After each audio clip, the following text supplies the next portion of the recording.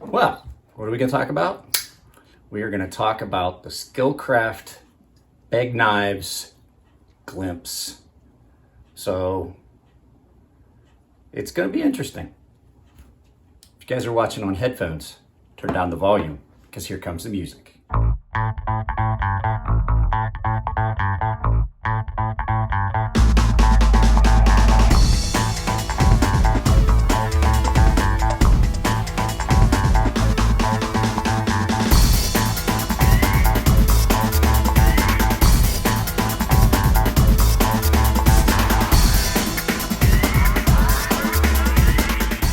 So this is kind of a special one. This is my buddy Matt's knife. He got this a while back. I had it in for sharpening. I figured I'd do a video. This is the Begg Knives Steelcraft Glimpse done by We Knife Company.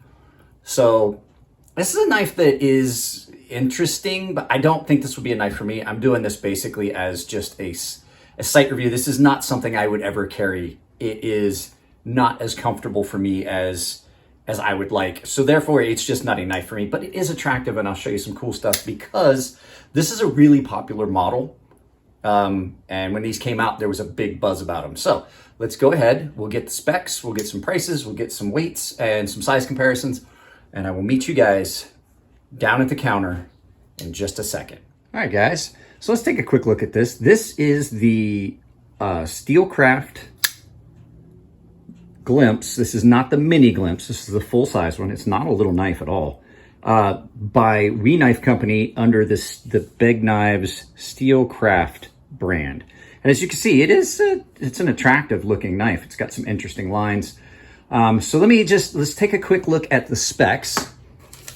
So this is a large knife, 9 inches overall length with a 3.75 inch hollow ground S35 VN blade. It runs on IKBS. So I'm going to tell you guys right now, if you've never taken an IKBS knife apart, I recommend watching some videos on how to do it and what you should look for and how to put the knife back together. They can be challenging. They can be a mess. I actually used to keep spare bearings here for putting these knives back together in case one of them got lost. So this is the G10 and carbon fiber. They had different colors. So they had some that had a green G10 with the carbon fiber. So basically it's like a carbon fiber inlay or overlay that's in when they make the G10. Pocket clip on this is this standard, just typical Begg Knives pocket clip with a ceramic ball in there. There's several other folks that have used that.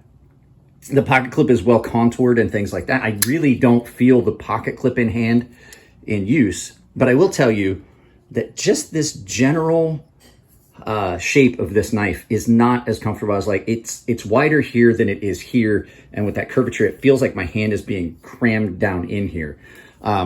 Good close look at the blade. You can see they did a black coating inside the fuller with the speed holes. Same thing back here. Now, I believe that I had a bodega from the Steelcraft bodega come in that I did a video about in the past. IKBS knives are always really smooth. I don't think they're any smoother than other bearing knives, but I've noticed that they are always consistently smooth. Now, I will tell you, one of the first things that we did when Matthew got this knife was this jimping on this was aggressively sharp. And as you can see, how well you're going to be able to see it, I actually took this knife and I smoothed the tops on all of that jimping for Matthew so that it just was not so sharp. Even Matt has got softer hands than me, but even for me, the jimping on this was really aggressive. Backspacer is milled, and this is a lot the jimping that was on this is really similar to what is back here on this backspacer. Now, this does not have the cracked ice finish that a lot of the Begg knives do, but it's still really attractive. So let's go ahead and get some weight on this. So let's get this set up. So we'll do grams first for those of you that don't use Freedom units. In grams, you're looking at 154 grams. Now online, they say this is 5.46 ounces. So I imagine that my scale is going to tell us it's 5.5. 5 3/8. 5 3/8 ounces. Not super heavy. It's also not light, but it is a big knife. So you're getting a lot of weight for that. Blade shape on this it's listed as a drop point, which it is a drop point, but it's got some unique lines on this. But the blade shape on this is just, it's not my favorite blade shape. It's not my favorite look of a blade shape. I will say that this hollow grind on this is done incredibly well, and it gets nightmarishly sharp. It gets really, really sharp. This S35 VN, We Knife Company does their S35 VN very, very well.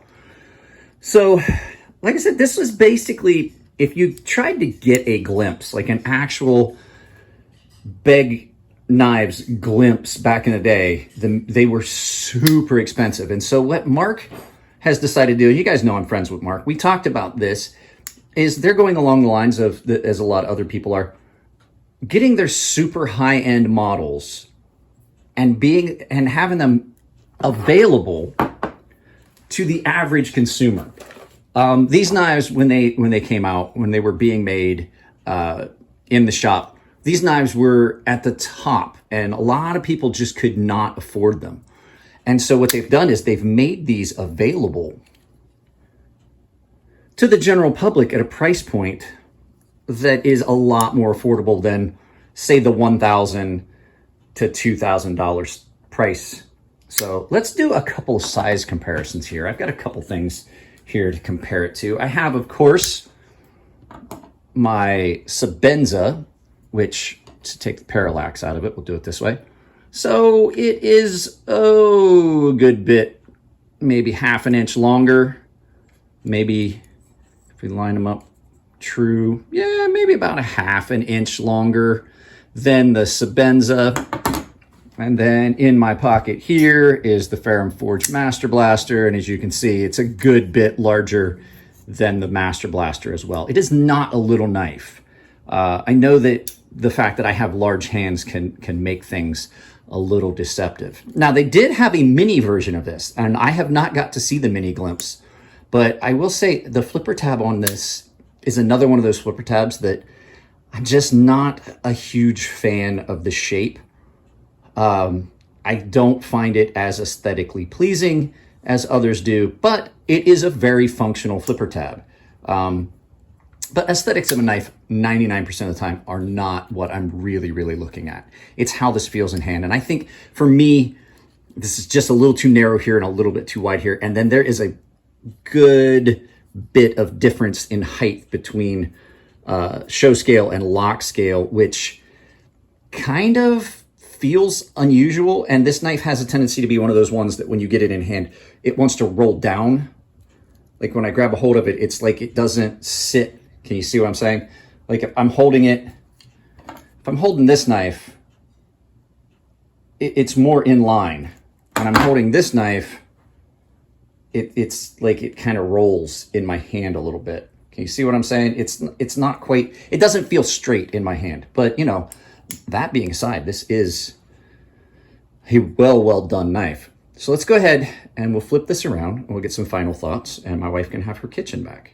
So, like I said, this was meant to be a more affordable option for somebody that might have wanted to get into one of the Begg knife designs, but not have to break the bank. I'm not gonna lie, they were prohibitively expensive back in the day. I don't see any issues with grind or inconsistencies with grind on this knife.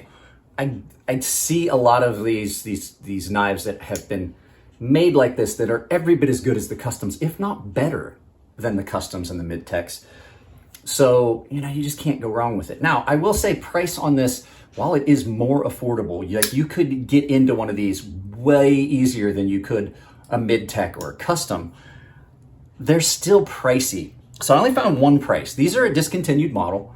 I only found one real price for these, and it was $349 on Blade HQ. I saw a couple of them on the secondary market around the $350 range, but I was trying to find MSRP. I'm not sure what MSRP was on these, but like I said, this thing will cut like a champ. I have cut with it. It is super thin behind the edge.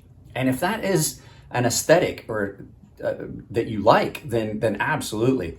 I like Mark Begg and I like Begg knives, but a lot of times their designs are more artful than they are functional. I can appreciate that, but I also know that that some of their knives are just not knives that I would carry because they're just not as functional for me. So with that being said, guys, that's it for this video. Just a quick look at that. I don't think I missed anything. I was looking at this just to make sure. But yeah, I've got some other videos that I'm planning on doing. I have a big giveaway for the 1 million view mark. We hit that mark the other day. Almost at 5,000. We might just consolidate those 2 million views, 5,000 subscribers. And like I said, I want to welcome Ian Kitagawa. I have not updated the scroll. He's not going to see his name in the members tile yet, but he's still listed as a Patreon. He canceled his Patreon and came over to the membership, which I would recommend for everyone. Patreon is getting harder and harder to deal with every day. So if you're a Patreon, I would really appreciate if you would just take that and then come over and just get a membership. There's 3 price tiers for the memberships. That would just make it easier for everybody because you can get the content ahead of time like I had intended to do on Patreon, but I just could not do it. So guys, if you like the videos, give them a thumbs up. If you don't like them, give them a thumbs down, but please try and tell me why. If you really, really like the videos, there is an applause button where Google will let you donate money directly to the channel. They do not take a cut of it like they do from ad revenue. So, or even the memberships. So that being said, guys, this is probably the last video I'm going to shoot today. I love you all. Take it easy, and I will see you in the next video.